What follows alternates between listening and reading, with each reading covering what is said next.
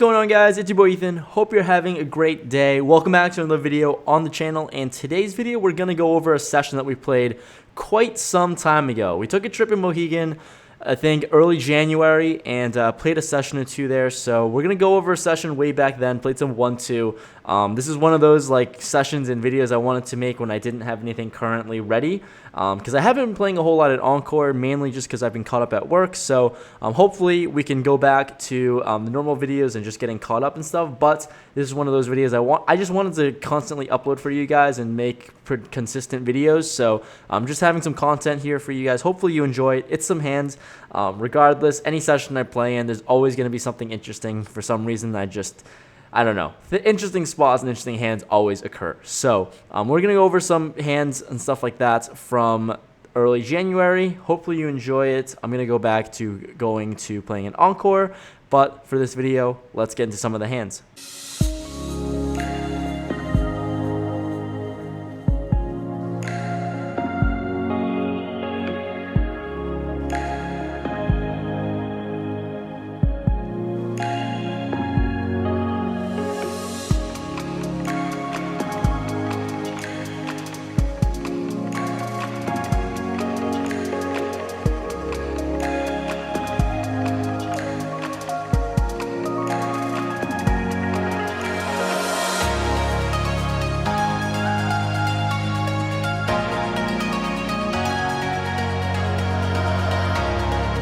So the first hand we get involved in, we have Jack 9 of clubs in early position. Wouldn't say that's necessarily my range now, but in January, sure, we'll play it. So we open things up to $15 and the button and the big blind calls. So we're going to go three ways to a flop of Jack 8-3, one club out there, rainbow.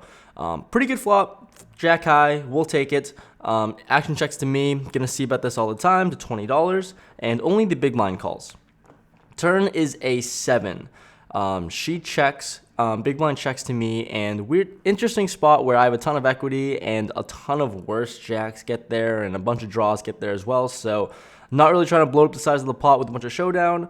I decide to check it back, which is a really good move, something that I'm actually really surprised of while I'm reading these notes, that I actually was able to check it back in this spot. But with a really weak kicker and a bunch of, I guess, inside straights and stuff like that. So we go heads up to the river, which is another jack. Great card. She bets and leads out for $65. Easy call for me, and she shows pocket nines. We take it down. Next hand we have here, we have pocket jacks and under the gun +2. I open things up to $15, and we only get two callers. Same, once again, the big blind and the middle position players. So let's go three ways to a flop of 10-8-6 rainbow. Pretty good flop for jacks. You can't ask for a whole lot more than that. So it's connected to a certain degree. So when it checks to me, I decided to bet a bet that I really don't agree on at all. But I bet $25. And it seems like a pretty draw-heavy board to a certain degree. It's connected to a certain degree, I guess. But I bet 25 and both players call. Looking back on it, I mean, once again, this is back in January. So you know, it is what it is. I like to size up a whole lot bigger nowadays, but looking back on it, not great. But let's go three ways to a turn, which is a 5. Pretty great card for me. Once again, action checks to me, and it's interesting when I bet $45 because that is just so goddamn small. Because that's probably one of the better turn cards I could ask for, and a ton of draws are in there, but I bet 45. Only the big blind calls, though. So get the middle position player out of the way, and let's go heads up to a river, which is a jack. Nice, the river top set here. I have to be good like 9 times out of 10. Player checks to me, and looking for a sizing that I can get value on. I ended up deciding to jam. He was pretty short. He only had 115 effective, so I jam. He quickly folds, but I think I could get maybe small value, like another $45 bet, $35 bet. But, I mean, when I'm that strong, I just got to go for max value here and hoping that he has something weird to pair, something like that, 10-8, something like that. But regardless, we take it down. Moving on. Next spot, once again, out of position. We are under the gun with ace-10 offsuit. A hand that I could probably fold a lot of the time here, but I decided to open up really small to $11. And we get 3 callers, player to my left, middle position, and a small blind as well. So We're going to go 4 ways to this flop of deuce, 3, 6, 2 diamonds out there. Checks to me. I'm going to c-bet this all the time, multi-way. Ace high is probably good here sometimes, or a lot of the time. So I c-bet $20 and only the small blind calls. So eliminated the field, and we're going to go heads up to a turn, which is a king. Beautiful card for me. Should really smash my range, obviously. So he checks. I fire again for $45. And here in my notes, things get a little weird where he makes a call in a very asshole-ish way. That's just how my notes said. He makes a call like super aggressive and super quick, like a snap call. So I think it could be one of 2 things. Like one, he's got a legitimate hand and has a king or something like 2 pair that he seems like really confident and strong about, or he's doing this as a bluff to make me think, and I don't know, I think it probably overplaying, over exaggerating his draw or something like that. So that's really, it's either one or the other. There's no in between, I think. So he's got all or nothing really at this point. So let's go to a river, which is another 3. He checks. And very quickly, like, there's no need to do anything. I think ace high is kind of good here sometimes, but considering his action on the turn, I just didn't feel like firing or triple barreling in this spot. So I check it back really quickly. He shows ace 5. Sure, we'll take it. Ace 5, and we take it down with our ace 10 high. This next hand, we have king 10 offsuit from the cutoff, and there are a few limps to me. I'm going to size it up in position here finally to $15. And the guy from the last hand, the small blind from the last hand, is the only caller. So we're going to go heads up to a flop of 8, 9, 10 rainbow. He checks to me. I fire on the bigger side of $30. Finally, a sizing that I can get behind. And he abruptly, in my notes, quote unquote, abruptly raises to $100. And he only has 110 behind after that. And I think like this whole time he's been super unstable and tilted from the last hand. He just thought he should have won, and I don't know, he just seemed a little frustrated. So interesting spot when I have top pair, super connected board, but against this very specific player, I decided to make the call because I think I'm good here a lot of the time, considering the fact that he's probably tilted and gonna tilt off the rest of his stack. I'm here for it with top pair. Turn, let's go heads up to a turn, which is the ace. It's obviously not the best card I could ask for. He checks. I think like this bet is really dumb, but I did it anyways in January. I decided to jam 110. I think like sometimes he could be on a draw, or the other times he has 2 pair, and sometimes he connects with the ace. And my 10 with a pretty good kicker here obviously could be good, but I don't think a whole lot more or anything that really is behind right now can call me. So I should probably just check this back for pot control, evaluate the river, and see where things go from there, because sometimes I think my 10 has a lot of showdown. There's no need to push it in this pot, but it's what I did. It's a few months ago, so I jam. He quickly makes the call, so I feel terrible now, obviously. The river's a 4.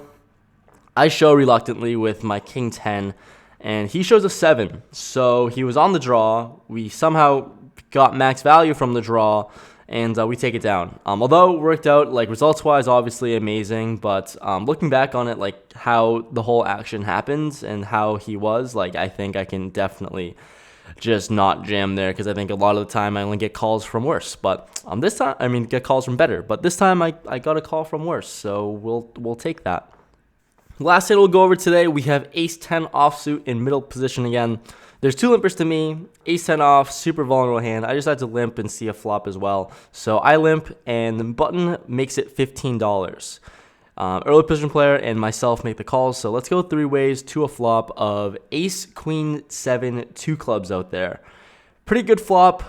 Ace high flop is always ideal. So action checks all the way to the button, who c-bets $30. An early position player folds, action onto me. I think I'm definitely going to call in this spot, obviously, with an ace and a very mediocre kicker. But I call. The turn brings an 8 non-club, so pretty good card for us. I decided to check. I don't feel amazing about my hand specifically, but I'm definitely too strong to fold to any bet. But when he bets $50, obviously, like I said, I'm going to make the call here, even though I don't feel amazing about it. Hopefully evaluate a good river card and probably just get to showdown here at this point. So I call, and let's go heads up to a river, which is a 4. Another brick card, basically. I check. He bets $80, and I don't know. I just got a weird vibe that it seemed really bluffy.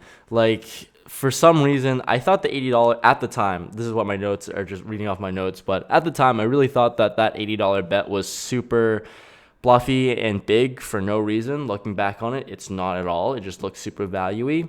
But I talked myself into a call.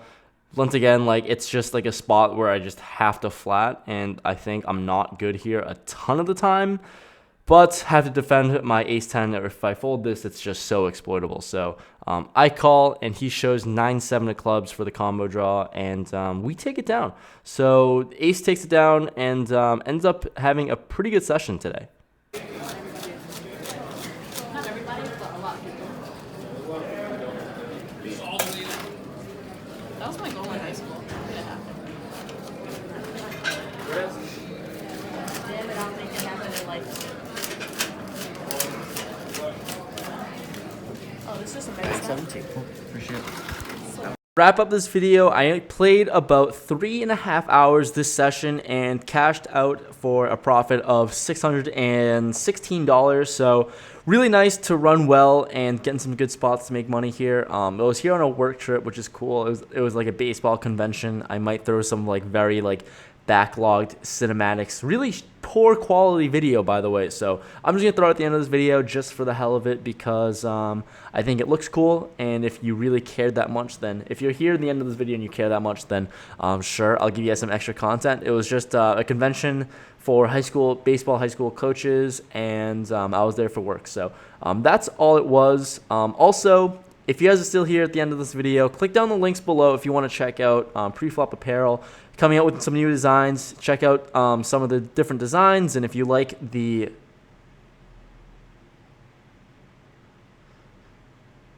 clothing, then feel free, absolutely buy some. It supports me and helps me out as well, so I really appreciate it. So thank you guys so much for watching. If you like the video, leave a like, and if you're new to the channel, subscribe, and I will see you guys in the next one. Peace out, guys.